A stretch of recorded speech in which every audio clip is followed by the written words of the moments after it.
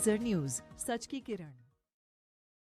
नमस्कार, स्वागत है आपका लेजर न्यूज में। मैं हूं आपके साथ रूबी और आइए करते हैं खबरों की शुरुआत।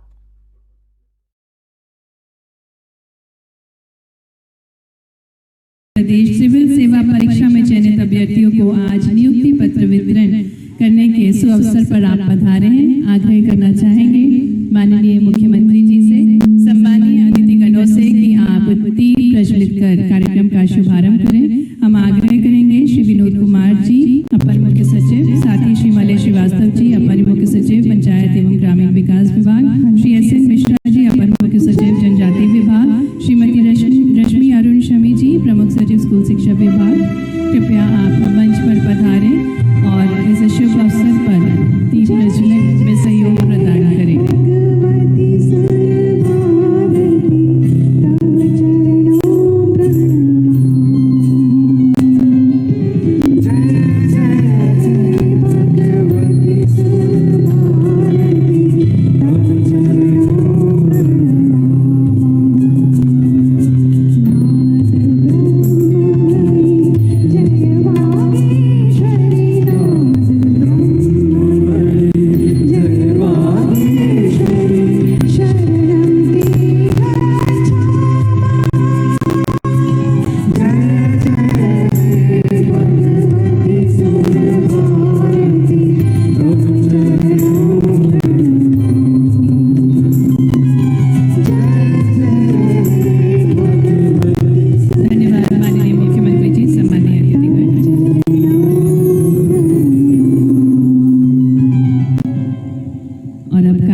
शुरुआत में हम आग्रह करना चाहेंगे माननीय मुख्यमंत्री जी से, सम्मानीय अतिथिगणों से कि कृपया आप सभी अपने स्थानों पर खड़े हो जाएं। मध्य प्रदेश गान की प्रस्तुति के सम्मान में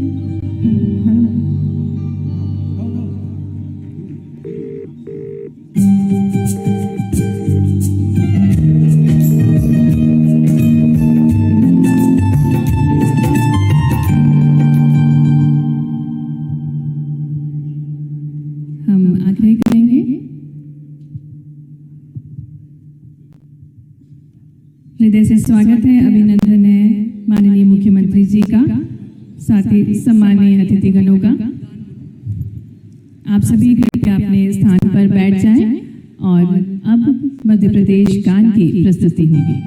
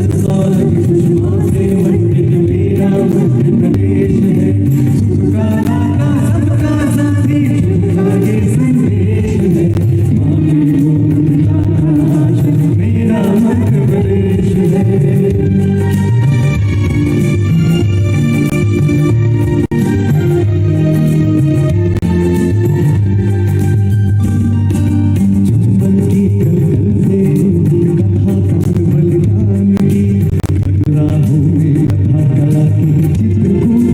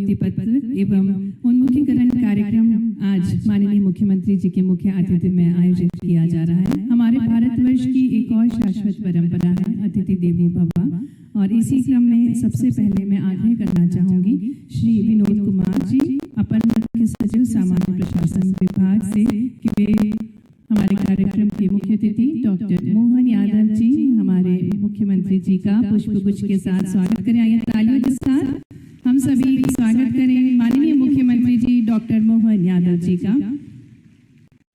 इसी क्रम में आग्रह है श्री लोकेश जाटव जी आयुक्त वाणिज्य कर विभाग से कि आप भी पुष्पगुच्छ भेंट कर माननीय मुख्यमंत्री जी का स्वागत करें।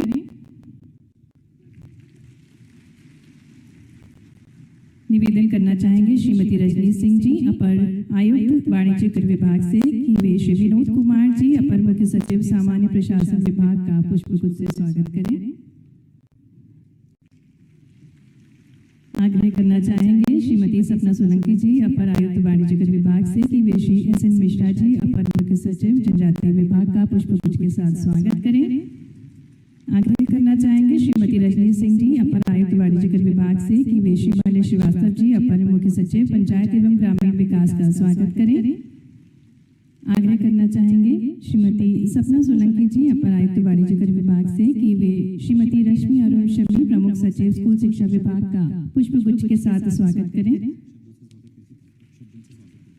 मंचासीन समसामान्य अतिथिगणों का हम हार्दिक स्वागत करते हैं, अभिनंदन करते हैं। और अब मैं आग्रह करना चाहूंगी श्री विनोद कुमार जी अपर मुख्य सचिव सामान्य प्रशासन विभाग से कि वे हम सभी को कार्यक्रम की रूपरेखा से अवगत करवाएं, साथ ही साथ स्वागत उद्बोधन देने की कृपा करें।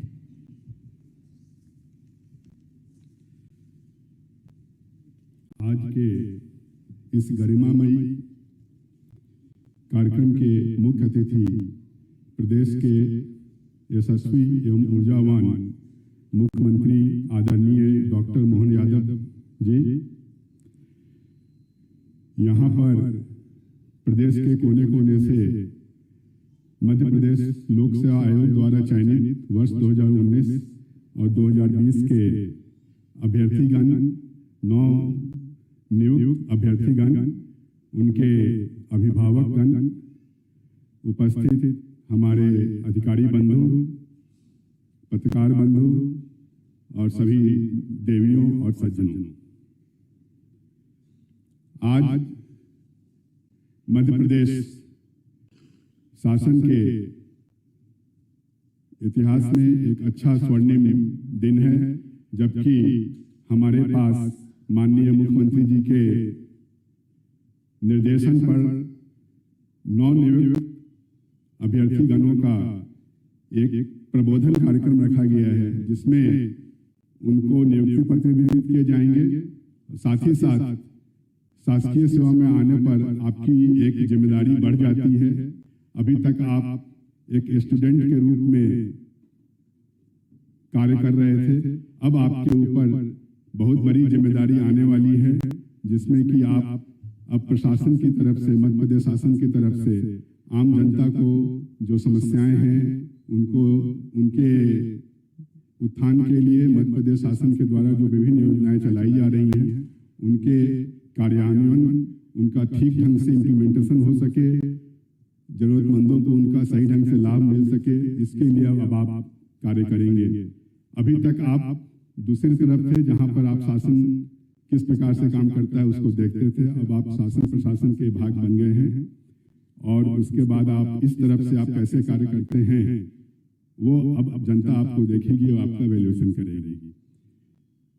यह हर आदमी, हर स्टूडेंट यह चाहता है कि वो बड़ा होकर के देश के लिए, अपने प्रदेश के लिए कुछ अच्छा काम करे, और आप आज उन कुछ लकी अभ्यर्थियों में से हैं जिनका की चयन हुआ है, और आप अपने नए जोश खरोश के साथ यहाँ पर उपस्थित हैं। आज आपको नियुक्ति पत्र माननीय मुख्यमंत्री जी के कर कमलों से मिलेगा और अब आप एक्टिव सेवा में आएंगे, और मुझे आशा ही नहीं पूर्ण विश्वास है कि आप नई ऊर्जा के साथ, नए दमखम के साथ, नए जोश के साथ आप इस महती भूमिका का निर्वहन पूरे अपने दिलो जान से करेंगे।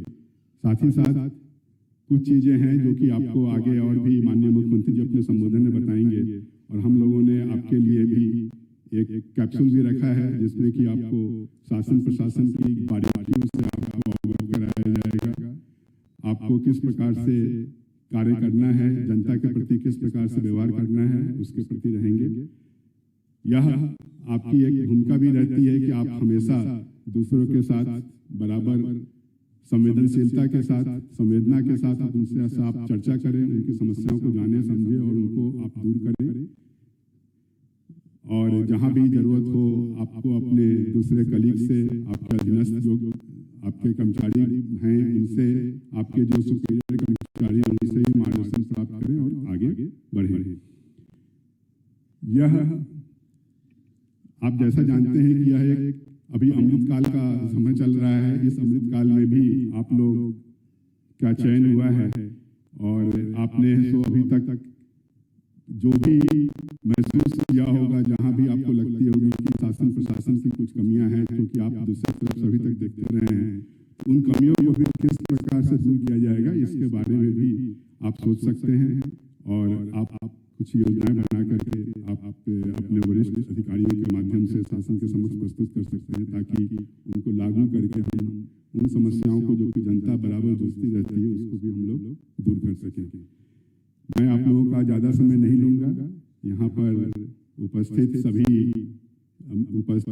माननीय मुख्यमंत्री जी का, सभी अधिकारी बंधु का, सभी हमारे नवनिर्वाचित हमारे जूनियर कलीग्स का और उनके अभिभावकगण का और सभी उपस्थित देवियों और सज्जनों का मैं एक बार फिर से मध्य प्रदेश शासन की ओर से आपका स्वागत अभिनंदन करता हूँ। धन्यवाद। जय हिंद।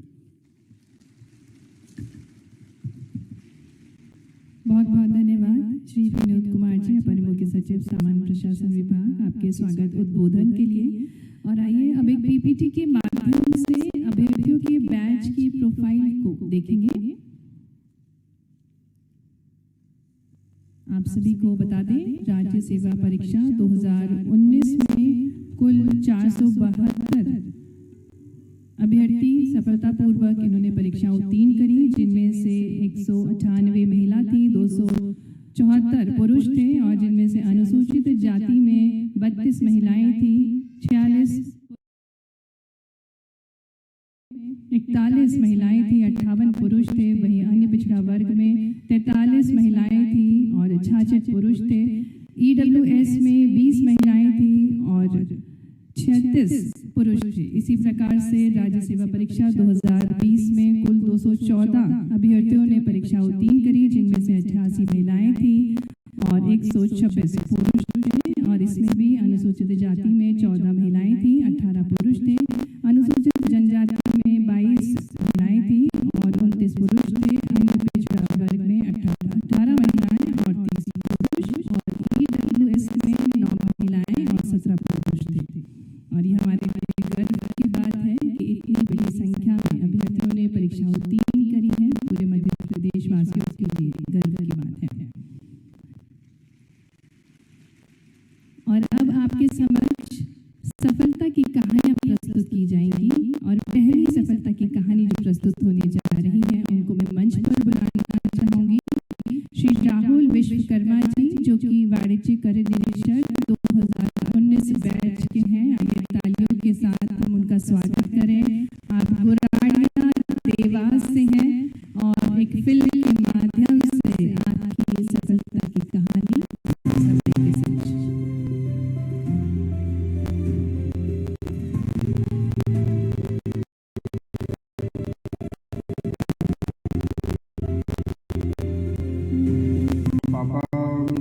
पर पेंट का काम करते हैं।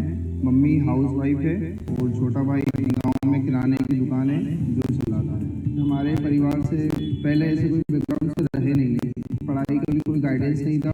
फाइनेंशियल कंडीशन काफ़ी, मतलब जब मैं तैयारी करने आया था तब भी काफ़ी ज़्यादा दिक्कत में थी। अभी तो फिर भी ठीक है। हमारे गाँव के पास में एक दिव्यांग दीदी है, क्योंकि मैं भी दिव्यांग हूँ, तो उससे मतलब उन दीदी को देखकर मतलब उनका क्षेत्र में काफ़ी नाम हुआ। उन्होंने यूपीएससी क्लियर की थी, तो उससे मुझे प्रथम मोटिवेशन ये मिला कि अगर गांव से रहकर एक दिव्यांग दीदी अगर कर सकती है तो मैं क्यों नहीं कर सकता। मुझे सिविल सर्विसेज सबसे ज़्यादा सही रास्ता लगा, क्योंकि इसमें मैं समाज के लिए और खुद के परिवार सभी के लिए कुछ ना कुछ अच्छा कर सकता हूँ।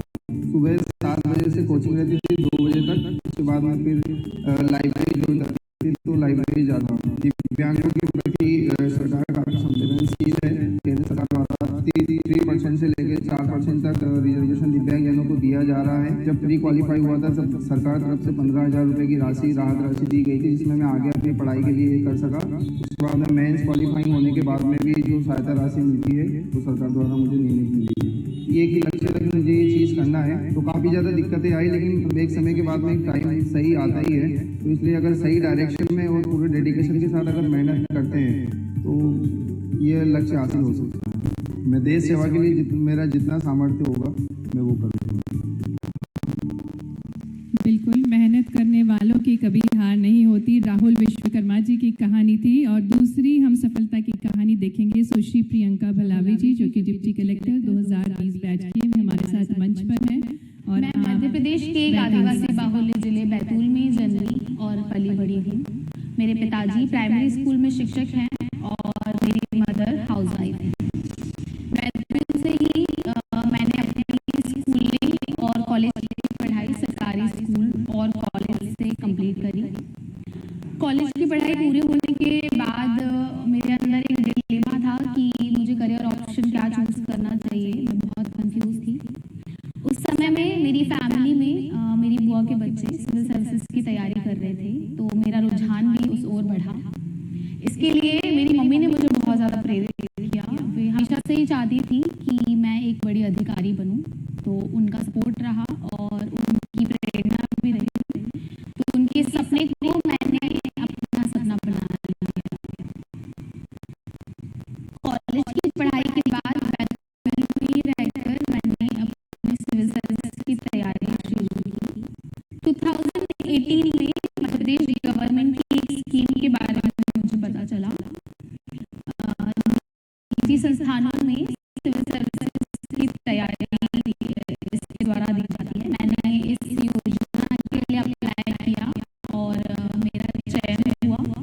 इसकी सहायता से मुझे दिल्ली में रहकर सिविल सर्विसेज की तैयारी करने का अवसर प्राप्त हुआ। मैंने यहाँ से अपनी तैयारी को और बेहतर बनाया और आगे आने वाले एग्जाम दिए। MPPSC 2019 का एग्ज़ाम आया। मैंने वो एग्ज़ाम दिया, उसको पास किया और इंटरव्यू कॉल आया। इंटरव्यू के गाइडेंस के लिए भी मैंने मध्य प्रदेश गवर्नमेंट की एक संस्था परीक्षा पूर्व प्रशिक्षण केंद्र की सहायता ली और वहाँ से मैंने इंटरव्यू गाइडेंस प्राप्त किया। MPPSC 2020 का एग्ज़ाम दिया और अंतिम रूप से 2020 की परीक्षा में मुझे डिप्टी कलेक्टर का पद प्राप्त हुआ। मैं अपनी इस सफलता का श्रेय मुख्य रूप से मेरे परिवार और मेरी मम्मी को देना चाहूँगी। थ्रू आउट दिस जर्नी उन्होंने मुझे बहुत ज़्यादा सपोर्ट किया। उनके कांस्टेंट सपोर्ट से और उनकी प्रेरणा से, उनके सपने देखे हुए सपने से मैं यहाँ तक पहुँच पाई और मैंने मेरा सपना बनाया और उसे पूरा किया। मेरा मानना है कि किसी भी उद्देश्य की प्राप्ति के लिए आप में एक दृढ़ संकल्प होना चाहिए, लक्ष्य के प्रति समर्पण होना चाहिए और आत्मविश्वास होना चाहिए। अगर आप में ये सब चीज़ें हैं तो निश्चित रूप से आप सफलता प्राप्त करेंगे। बहुत सारी शुभकामनाएं सुश्री प्रियंका भलावी जी को। और अगली सफलता की कहानी हम देखेंगे छतरपुर के दृष्टिबाधित श्री शशांक जैन जी की, जो कि नायब तहसीलदार 2019 बैच से हैं। आप भी हमारे साथ मंच पर हैं। शशांक जैन है। मैं छतरपुर मध्य प्रदेश का निवासी हूँ। 2019 राज्य सेवा परीक्षा में मेरा चयन नायब तहसीलदार पद पर हुआ है। साथ ही राज्य सेवा परीक्षा 2020 में भी मेरा चयन असिस्टेंट ट्रेजरी ऑफिसर पद पर हुआ था।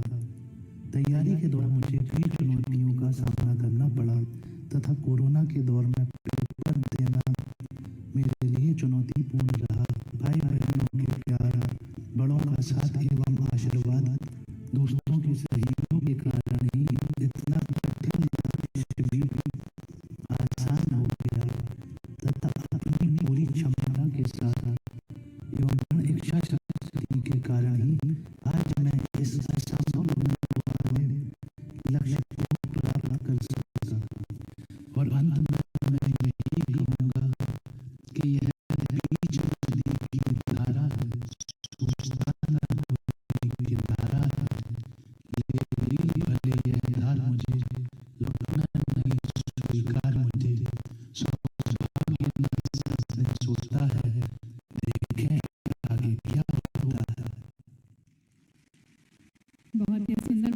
शुभकामनाएं। श्री शशांक जैन को भी और माननीय मुख्यमंत्री जी से आज्ञा लेते हुए हम संवाद की प्रक्रिया शुरू करना चाहेंगे। हमारे बीच अभ्यर्थी हैं, एस्पिरेंट्स हैं, जिनके मन में जिज्ञासा है और साथ ही साथ मार्गदर्शन भी प्राप्त करना चाहेंगे वे आपसे। हम संवाद की प्रक्रिया शुरू करते हैं। पहला प्रश्न हमको पूछना है या उनको पूछना है? अभ्यर्थी पूछेंगे माननीय मुख्यमंत्री जी से, उनके मन की कुछ जिज्ञासा है, साथ ही साथ आपसे मार्गदर्शन भी प्राप्त करेंगे। जिज्ञासा विद्यार्थी वो बताएंगे जो चाहिए जिज्ञासा साझा करेंगे। माननीय मुख्यमंत्री जी, जय हिंद।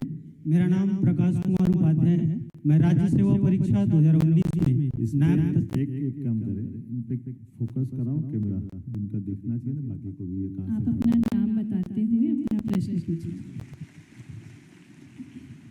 माननीय मुख्यमंत्री जी, जय हिंद। मेरा नाम प्रकाश कुमार उपाध्याय है। मेरा चयन राज्य सेवा परीक्षा 2019 में नायब तहसीलदार के पद पर हुआ है। माननीय, मेरा आग्रह आपसे यह है कि आप प्रदेश में एक नई जिम्मेदारी का निर्वहन कर रहे हैं, जिसमें आपकी दिनचर्या अत्यधिक व्यस्त रहती है। ऐसे में आप सार्वजनिक और निजी जीवन में समय का आवंटन और प्रबंधन किस प्रकार करते हैं, कृपया इसके बारे में हमें अवगत कराने का कष्ट करें। ये कार्यक्रम में कि मेरा इंटरव्यू है।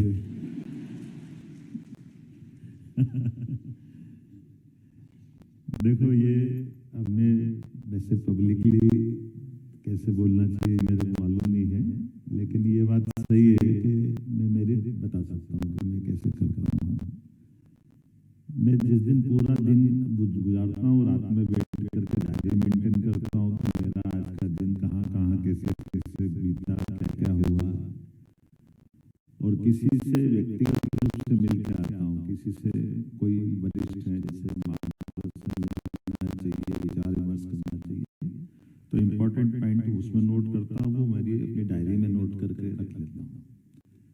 जब दोबारा उनसे मिलने जाएंगे तो उनके बताए गए मामलों में हमने उनसे आगे बढ़ के बताते तो सामने वालों को अच्छा लगता है, उनको भी लगता कि हमने स्मरण रखा है। तो ये तो अपनी जो मैंने आपको मेरी व्यक्तिगत जिंदगी की असलियत की छोटी सी लेकिन महत्व की बात बताई। ज़्यादा अच्छा था कि हमारे अपने काम के आधार पर जब हम रोज दिनचर्या बनाते हैं तो दिनचर्या में मेरे पास का रोज का काम क्या है, उस रोज के काम की प्रायोरिटी डिसाइड करेंगे। उस प्रायोरिटी में नवाचार भी जरूर मैं करता हूँ, उसमें कोशिश करता हूँ मेरी तरफ से। तो उम्मीद करता हूँ कि जो आपको काम मिला है, लेकिन जो काम मिला उस पर रुकना भी नहीं, जो मिला है वो अच्छा है उसको अच्छे से करना, लेकिन मान के चलना कि इसके बाद भी कोई अगली स्थिति अगला काम आपको बुला रही है, वहां तक जाने की ललक बनाए रखना, उसको छोड़ना मत। जब तक ये आप करते रहोगे और जो काम मिला उसको अच्छे से किया और ललक बनाए रखे और उसको मेंटेन करने की प्लानिंग कर ले। मुझे लगता है कि इतना ही बोलना पड़ेगा। बहुत ही अच्छा सफलता का मंत्र माननीय मुख्यमंत्री जी ने दिया। और कोई अभ्यर्थी है जो अपनी जिज्ञासा? नमस्कार माननीय मुख्यमंत्री जी, मेरा नाम अंकित चौबे है। एक मिनट कैमरा लगा, किधर से बोल रहे हैं? हाँ ठीक है, नहीं आप तो मेरे को दिख रहे हो, मैं बाकी के लिए भी बोल रहा हूँ। ठीक है, नमस्कार माननीय मुख्यमंत्री जी, मेरा नाम अंकित चौबे है। मेरा सवाल है कि जब हम सिविल सेवा परीक्षा की तैयारी करते हैं तो उसमें दोस्तों की महत्वपूर्ण भूमिका होती है। ऐसे ही आपकी इस राजनीति की यात्रा में ऐसा कोई दोस्त या ऐसी कोई व्यक्ति जिससे आप प्रेरणा लेते हो, अगर कोई किस्सा हो तो हम लोगों के साथ जरूर साझा करें। वो कह रही है मेरे पता ही नहीं चल रहा है। ये ब्रॉड गेज से मीटर गेज की गाड़ी आ गई। माननीय मुख्यमंत्री जी, मेरा सवाल है कि जब हम तैयारी करते हैं तो उसमें हमारे दोस्तों की महत्वपूर्ण भूमिका होती है। ऐसे ही आपकी इस राजनीतिक यात्रा में ऐसा कोई दोस्त या ऐसा कोई व्यक्ति जिससे आप प्रेरणा लेते हो, तो ऐसा कोई किस्सा हो तो हम लोगों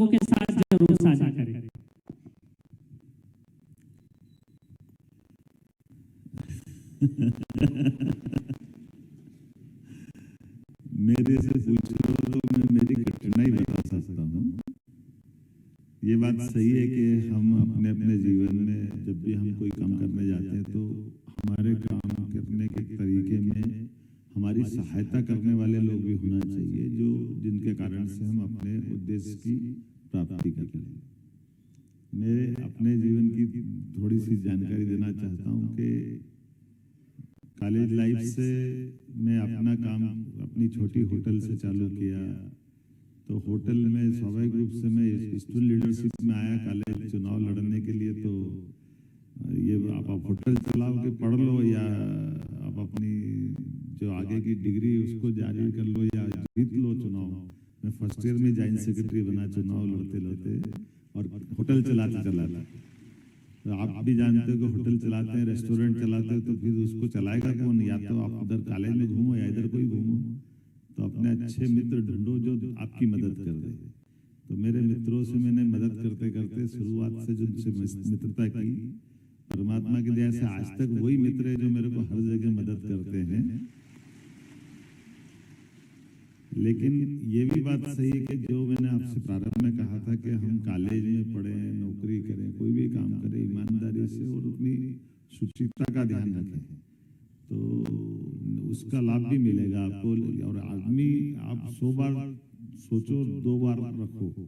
हमारे पास जो जुड़े उनकी पूरी अच्छी बुरी सारी बातों का आकलन करने के बाद रखो उनके साथ में, और उनको रख लो, फिर छोड़ो मत। उनकी जाने अनजाने कोई गलती भी होगी तो उनको समझाइश देके फिर तुमको अपने लाइन से लगाए रखो। अदरवाइज आप बदलते रहोगे तो भी बात नहीं बनेगी।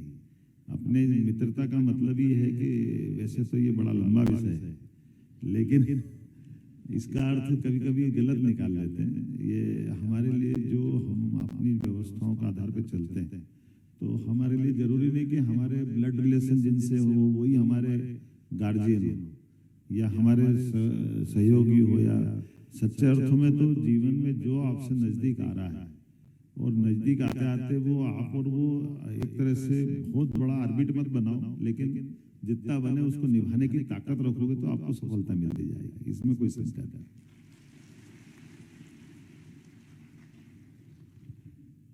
धन्यवाद माननीय मुख्यमंत्री जी। अभ्यर्थियों की जिज्ञासा बढ़ती जा रही है आपके मार्गदर्शन के लिए। हमारे बीच एक और अभ्यर्थी हैं जी, आप अपना प्रश्न पूछ सकती हैं। नमस्कार माननीय मुख्यमंत्री जी, मैं आयुषी साहू। कैमरा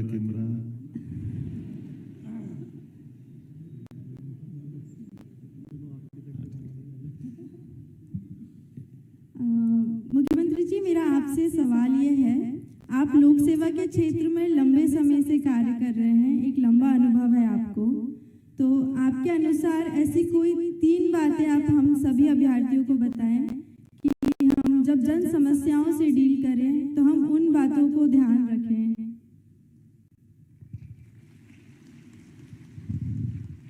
एक बार रिपीट करना पूरा प्रश्न।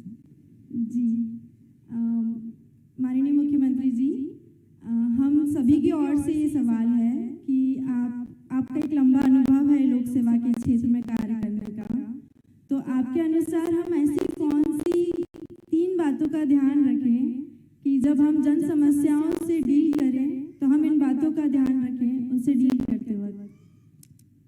देखिए, बहुत सरल बात है जो आपने बात कही, लेकिन बहुत कठिन भी है।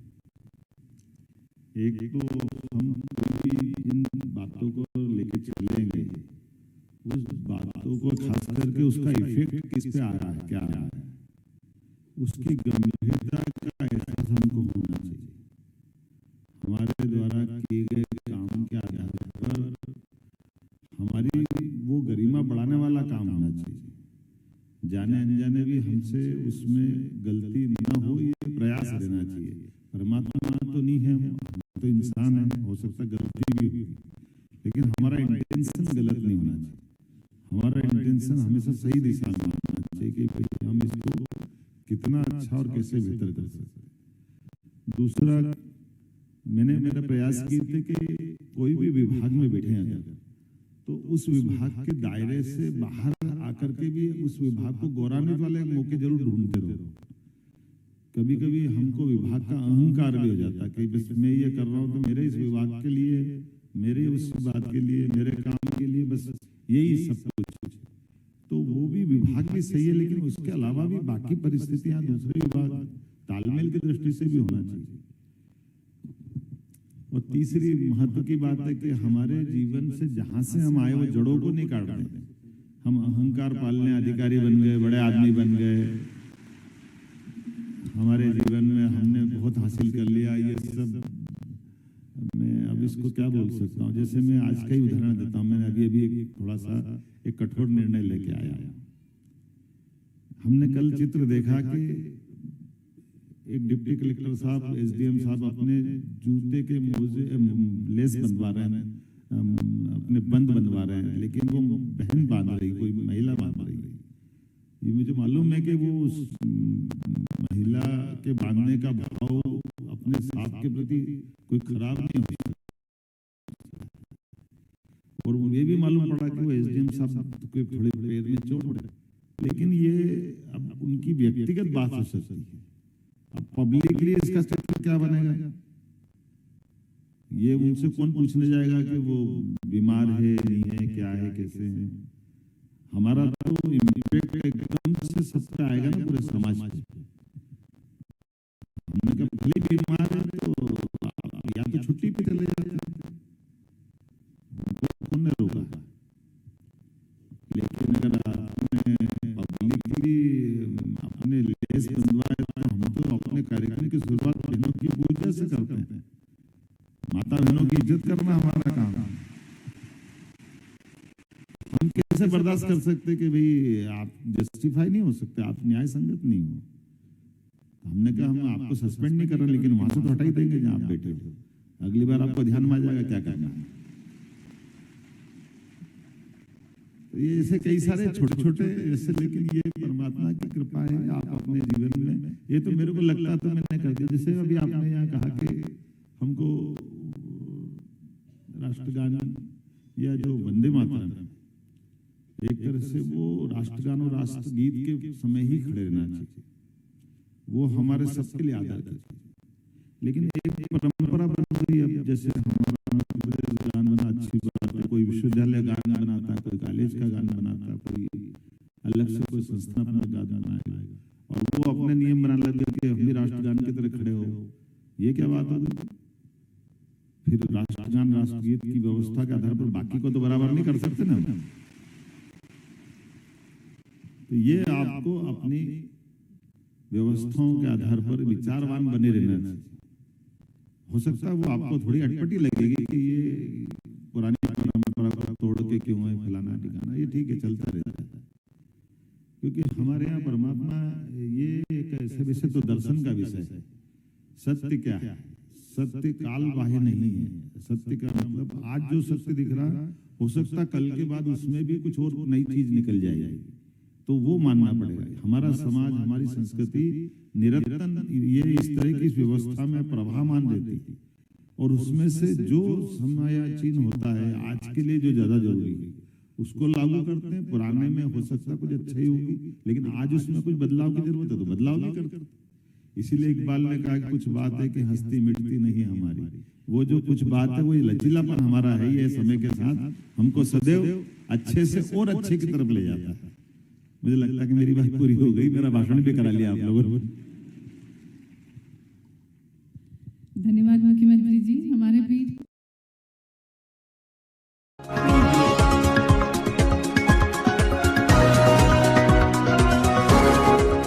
ये है लेजर न्यूज, सच की किरण।